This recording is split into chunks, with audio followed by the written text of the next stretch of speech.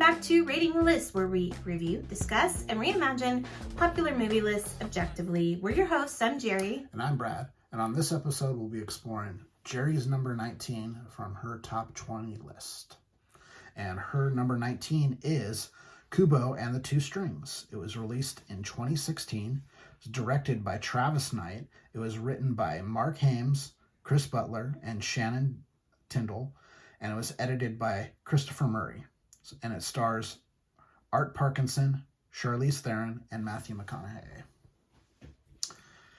Kubo, a young boy in feudal Japan, tells fantastic stories in his small seaside village with the help of his magical two-string guitar. Eventually, the evil spirits his mother has hidden from him find him, causing him to take up his quest to locate his father's samurai armor. Yeah. All right, so... Oh, what do I like about the movie? No, you're supposed to ask me. Oh, I'm sorry. So why do you think I like this movie? Well, the first one is animation is a huge thing for you. You absolutely love animation. And the animation from Leica Studios is unlike pretty much anything else that's done. Yeah. This movie, like all of their movies, is visually stunning. And I know that appeals very, very greatly to you. Mm-hmm. I know you like a good hero's journey. Mm-hmm. And this is kind of a very classic hero's journey. I think the color palette kind of speaks to you too. Yeah. So, I think that's very true. It's visually stunning. When I watched it this time, just how detailed it is and just the patience it takes to make a movie like this. Yeah, it's the just thing incredible. the thing I take away from it is, like, you know, it's got the origami in there. And I'm like, Yeah. I was kind of thinking, like, this movie's kind of like making origami. Yes, it is. That's very true. Yeah. It is a classic hero's journey story, which I love, but it's a little different to me. It's unique as to it's using Japanese folklore to tell a story, and it's using traditional Japanese, you know, like origami and things like that to tell the story, which I don't think we have a lot of. I think a lot of Japanese folklore is told through martial art movies. So I think this is kind of a cool switch on that. It's a little upsetting that Japanese actors did not do the voices, but I think the reason being is because they wanted people to come see the movie. That's kind of my big thing with all big time kind of animation. It's like, there are actors that's all they do is voiceover acting, and they're incredibly good at it. Yes. And you've heard their voices on just about every animated show, that you see. And then when they put out a feature film, it's got to be someone like Matthew McConaughey and Charlize Theron. And not to, you know... I mean, they're great actors, not to don't get me wrong. either of them. They're both, not only that, but they're also good in this. But at the same time, they don't need the work. Right. These voice actors, they can give you something that a traditional actor generally can't give you in a voiceover performance. Right. That always bugs me. Yeah. I love Leica movies, like Brad was saying. I really like stop motion animation. Some other movies they've done is Coraline, which is fantastic. Paranorman is like a surprisingly cute movie. Cute, fun movie. I did not see Box Trolls. I did. It's pretty good. Okay. And Missing Link was That's cute too. Yeah. And their movies take a really, really long time to make. Yes. They're super expensive to make. Yes. Which is why no one else is doing it, because the guy who runs Leica, I can't remember what his name is, but he's kind of like it's almost like a... It's Knight. Travis Knight's his son. Is it okay, so he's basically like a rich benefactor for the most part, because these movies don't make money. No. They really don't. I mean, it's kind of a mix between traditional animation and stop motion animation. It's really kind of unique. No one else is doing it. Yeah. And it's really stunning to look at. It's really cool to watch. It really is. And like, it's just, you know, when you really stop and think about it, like even just their facial features, how many frames, I guess, how Yeah. many frames they have to take of each movement Yeah. for it to... And the way that they do it now is a little bit different than they, like traditional stop motion is. Each of those facial expressions is like a different face.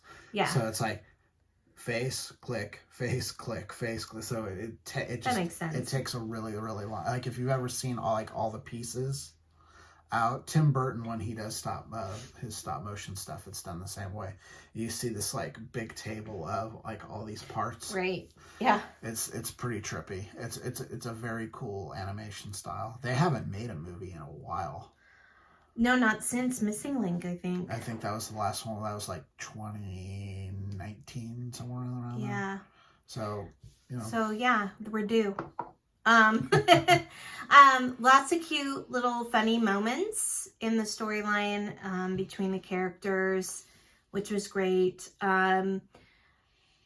Kubo, realizing that he was part of a bigger picture, and about how, his parents gave up a lot for him to be. I love the scenes when he's basically doing his origami thing in the streets and making people happy and kids happy. And they're all so excited for him to start his stories because he's a phenomenal storyteller. Yeah. It's a really, really sweet movie. The storyline is a very, very sweet. Yeah. So what was your takeaway this time versus earlier viewing? So this is one that we actually saw together in the theater. Yeah, we did. And I've only seen it until we watched it the other night. I've only seen it once since then. So what was your takeaway this time versus earlier viewings? I think I paid more attention to the detail of the work, of the scenery, and like the whole boat that he creates with autumn leaves, and just how everything just pops out of the screen that you're watching.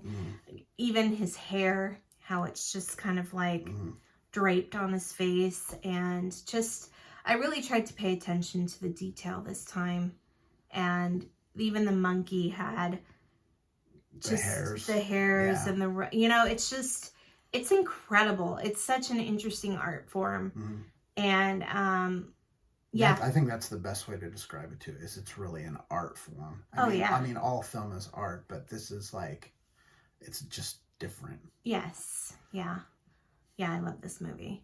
Do you have any thoughts? The most recent takeaway for me, and this kind of, because we watched a YouTube channel called Cinema Therapy, and they did a thing on this. So I was really paying attention to the mother's trauma.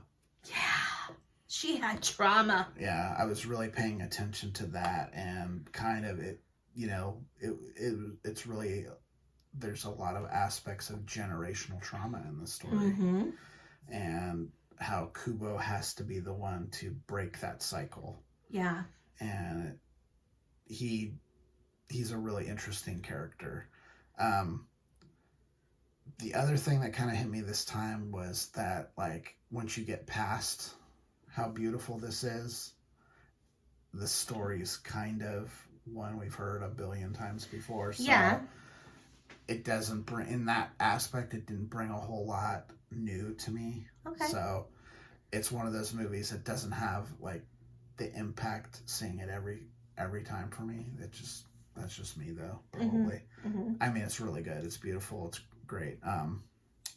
So I gave it a 69.6. Again, the score is a little lower because this doesn't make my top 100. Okay. But I enjoy it. I definitely recommend it. It's a cool movie to watch, especially if you haven't seen any of Laika's stuff. This is a really good entry point. Yeah, this and Coraline, I'd say this is probably their most accessible movie to a general audience. Yeah, for sure. Because Coraline is pretty dark. Yeah, I was gonna say there's a lot of dark in Coraline. It's very dark. But it's kind of dark humor, so. Yeah, and you know what? Honestly, Kubo's a little dark too. Like, with all their stories. Sisters and. Yeah, but that is like the character himself is pure light. Yes, correct. And he's like on a journey. A journey for light. So I think it's something that broke my heart though is that he like gets up and he makes his mom rice and soup and sets it out for her because she's traumatized by what happened. Well, the thing that got me was